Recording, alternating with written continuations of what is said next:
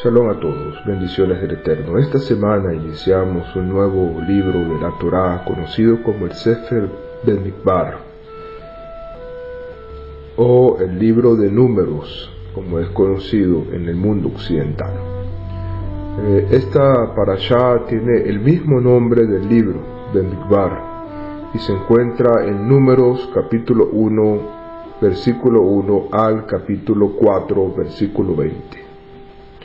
Bamidbar es el cuarto libro de la Torá y describe el viaje del pueblo de Israel desde el monte Sinaí hasta el límite de la tierra de Israel.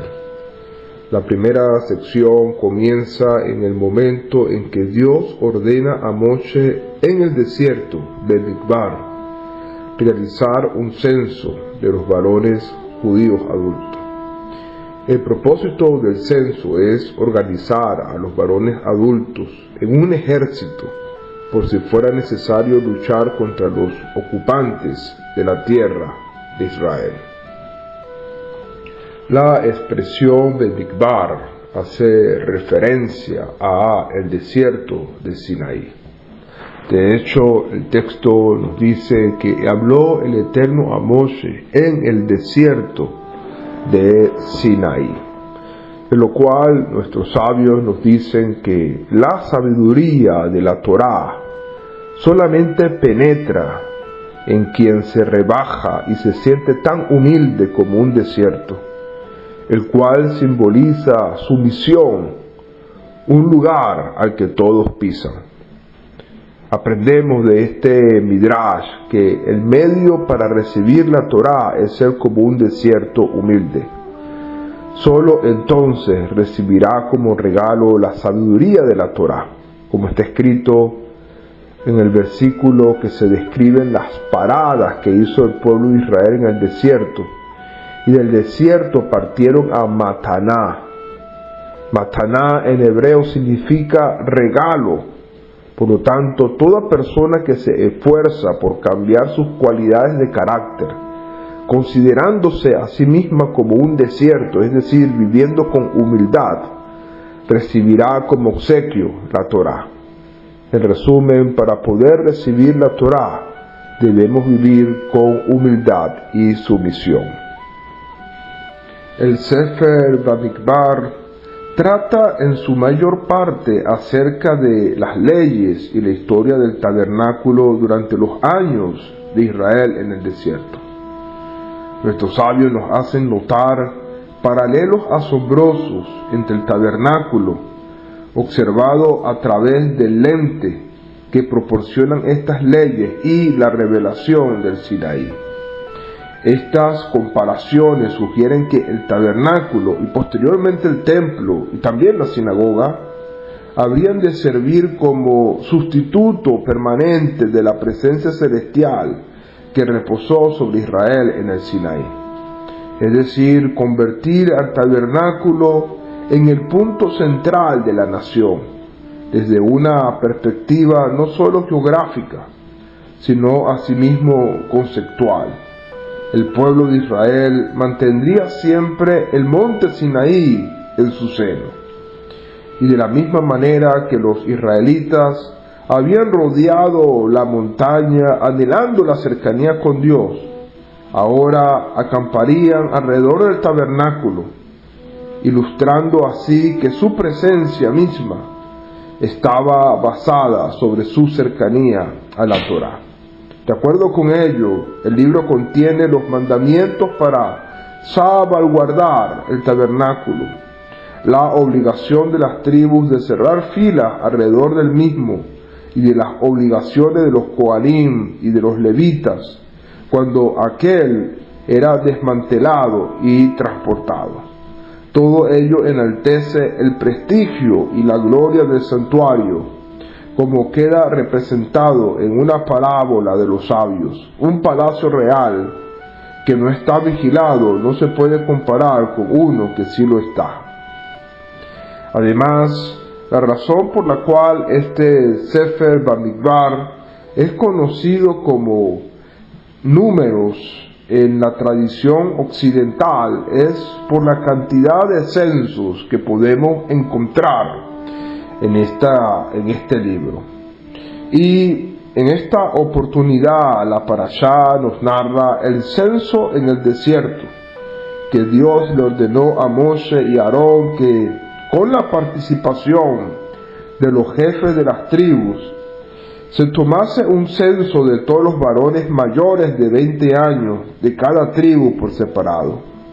Nuestros sabios comentan que debido al amor de Dios por el pueblo de Israel, los contó con frecuencia cuando dejaron Egipto después del pecado del becerro de oro, para ver cuántos habían quedado después de que murieron los pecadores.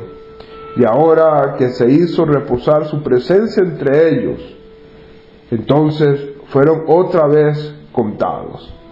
Nuestros sabios nos brindan 3 razones por las cuales Dios quería recontarlos. El primero es que el crecimiento milagroso de la nación que había llegado a Egipto como una familia de solo 70 almas apenas, 200 años después, mostraba de manera concluyente el gran amor de Dios profesaba sobre ellos. Asimismo, esto quedó demostrado por el hecho de que fueron recontados después de cada incidente que provocó gran mortandad en su seno. Y ello es porque cada israelita es importante a los ojos de Dios.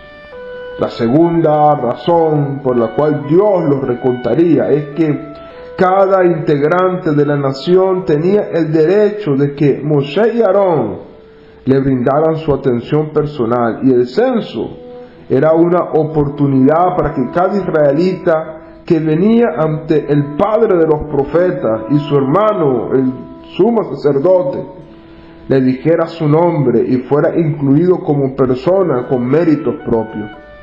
Por ello, ciertamente Moshe y Aarón los bendecían y rezaban por ellos, y su contribución individual a través del medio shekel les brindaba a esas personas expiación.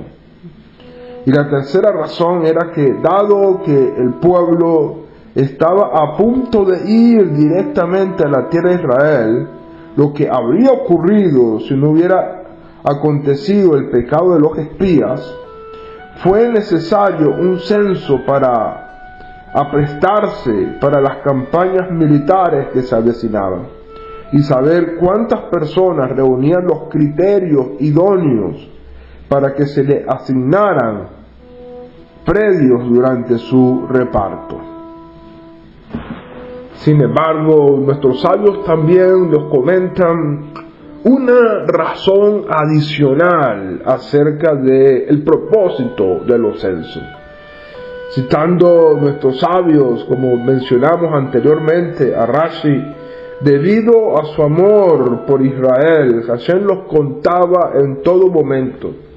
Cuando salieron de Egipto los contó, cuando murieron debido al pecado del becerro de oro los contó para saber cuántos quedaban. Y cuando hizo morar su presencia en ellos, los contó. En el primer día del mes de Nisan, el tabernáculo fue levantado, y en el primer día de Iyar los contó. La pregunta que nos hacemos aquí, ¿por qué el Eterno contó a su pueblo, especialmente en preparación para que la presencia divina residiera en ellos? Aprendemos del Pirkei Avot que existe una conexión entre el número de los hijos de Israel que se reúnen en un mismo lugar y la presencia divina. Así está escrito en el Pirkei Avot. Rabbi Halaftah ben Dosa de Kefar Hananía dice: si 10 personas que se sientan y se dediquen al estudio de la Torá, la presencia divina mora entre ellos. Como dice el versículo, Dios está en la congregación. Salmo 82:1. ¿Cómo sabemos que lo mismo aplica si son 5? Como dice el versículo, y su grupo está fundado sobre la tierra. Amós 9:6. ¿Y cómo sabemos que lo mismo aplica si son tres? Tal como dice el versículo, Él juzgará en medio de los jueces. Tehilim 82. ¿Y cómo sabemos que aplica al igual incluso si son dos? Porque está escrito, aquellos que temen a Dios hablaron uno con el otro y Él les escuchó. Malaquías capítulo 3 versículo 16. ¿Y cómo sabemos incluso que con uno? Porque está escrito, en todo lugar donde mi nombre sea mencionado, yo vendré y les bendeciré. Obviamente que esta Mishnah del Pirkei Avot nos recuerda también las palabras de nuestro santo maestro Yeshua Mashiach, que dijo que donde estaban dos o tres reunidos, allí estaría la presencia divina. Pero esta Mishnah del Pirkei Avot también nos enseña que la Shejinah mora entre ellos, entre aquellos que se dediquen a estudiar Torah, y en cuanto mayor sea el número de personas estudiando Torah, mayor es la presencia de la Shejinah entre ellas. Esto es interesante. Sabemos que Dios está en todo lugar, como dice el versículo, el mundo entero está lleno de su gloria. Isaías capítulo 6:3. Y su presencia está en todo lugar. Y aún así, la Mishnah señala que la Shejinah está entre aquellos que estudian Torah, y a mayor número de personas, mayor es la revelación divina.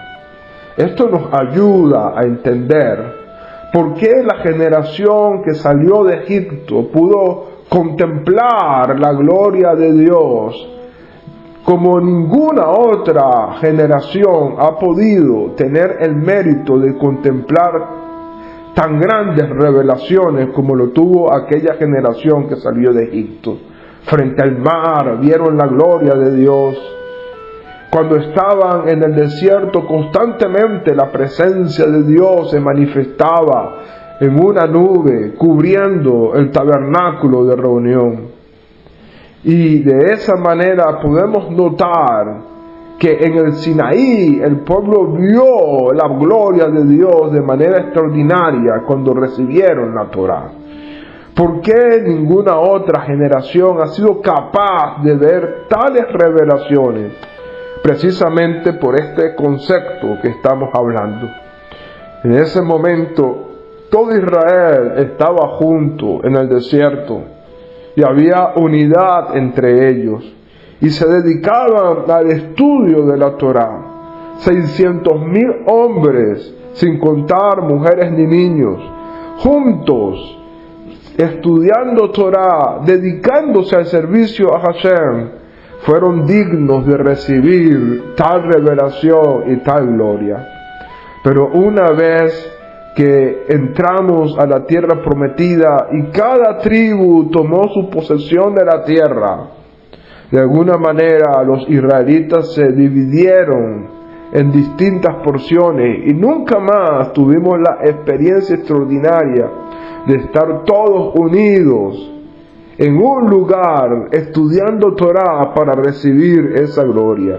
Y eso es lo que explica por qué aquella generación vio la gloria de Hashem de manera extraordinaria constantemente en sus vidas, y el resto de las generaciones no lo ha podido ver, porque una vez que se tomó posesión, las tribus, cada una tomó su territorio y ya no estuvieron tan unidas como lo ocurría en el desierto. Y una vez que vino el exilio y las comunidades judías comenzaron a dispersarse en el mundo entero, no hemos tenido la oportunidad de tener esa unión tan extraordinaria como la hubo en el desierto.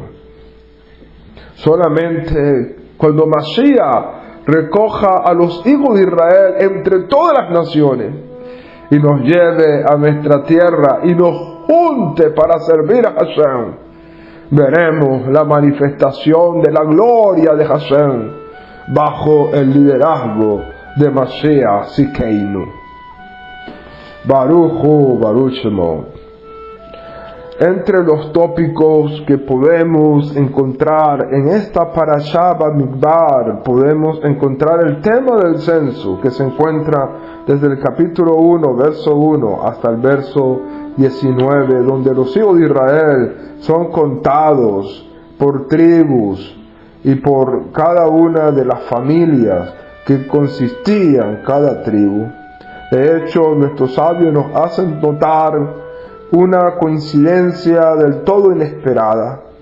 El censo descrito en el libro de Shemot debió haberse realizado antes de que se edificase el tabernáculo, puesto que los medios shekel donados para el recuento fueron usados como zócalos de la estructura. Mas el censo detallado aquí tuvo lugar casi 7 meses después en Iyar. Por ello, ¿cómo es posible que ambos cómputos dieron 603.550? ¿Cómo es posible que ambos cómputos sean idénticos?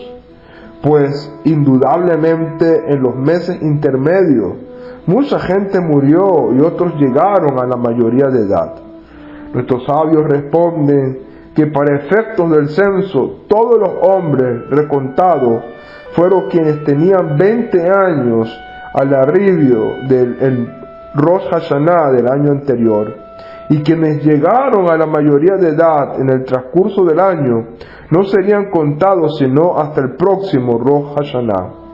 A esto nuestros sabios también añaden que ello se infiere que uno de los tantos milagros que ocurrieron en el desierto fue que nadie murió entre el primer censo y el segundo, puesto que individualmente no se contaba a personas fallecidas.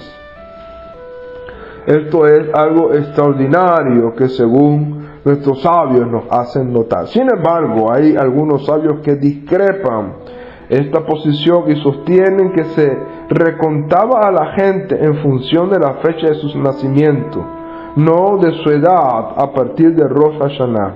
Además, afirman que había una diferencia fundamental en cuanto a la idoneidad en el caso de todos los censos. En el primero, los levitas fueron censados con toda seguridad, pero la Torá excluye del censo a ellos en este libro de Bamidbar, motivo por el cual el razonamiento no puede ser en cuenta ante identidad cifra.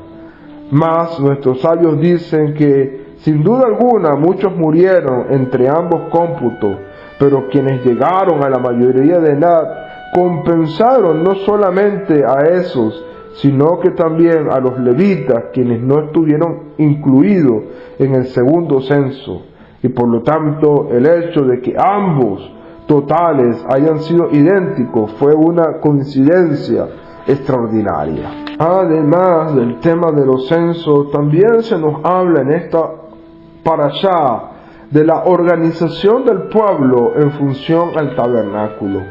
Y de esto se nos hablan de 4 destacamentos importantes. Una vez que la Torá explicó en los versos anteriores la importancia fundamental del tabernáculo y los levitas, la Torá se ocupa ahora de las 12 tribus. Las mismas debían ser organizadas en destacamentos de 3 tribus cada una, que eran conocidos como blasones, y cada blasón dirigido por una tribu designada. Sus áreas alrededor del tabernáculo serían las mismas que Jacob les había asignado a sus hijos cuando les instruyó que debían escoltar su ataúd a Eretz Israel para ser enterrado. Este capítulo de la Parashá, el capítulo 2, define entonces las posiciones al acampar, y su orden de marcha está dado más adelante. El Midrash enseña que el campamento de Israel en este mundo era la contraparte de la corte celestial, en la que el trono de Dios está rodeado y 4 compañías de ángeles, semejante a los 4 destacamentos, cerraban filas alrededor del tabernáculo.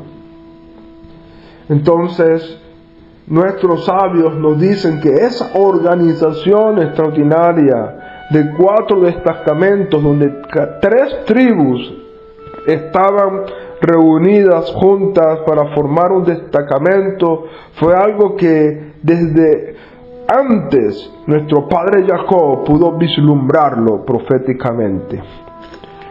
De hecho, la parashá también nos toca otros temas importantes, como es, por ejemplo, la progenie de Moshe y de Aarón, la designación de los levitas, cómo los levitas reemplazaron a los primogénitos, el censo de los levitas para tomar sus funciones. Las tareas de los levitas también son enumeradas en esta parashá. Y además de esto, cómo eran organizadas las familias de los levitas en 3 grandes familias que tendrían atribuciones cada una de manera particular. Estos son los tópicos extraordinarios que podemos encontrar en esta parashá Bamidbar. Que el Eterno les bendiga y les guarde, y que la Torah de Hashem esté en nuestras mentes y en nuestros corazones. Shalom Ubraja.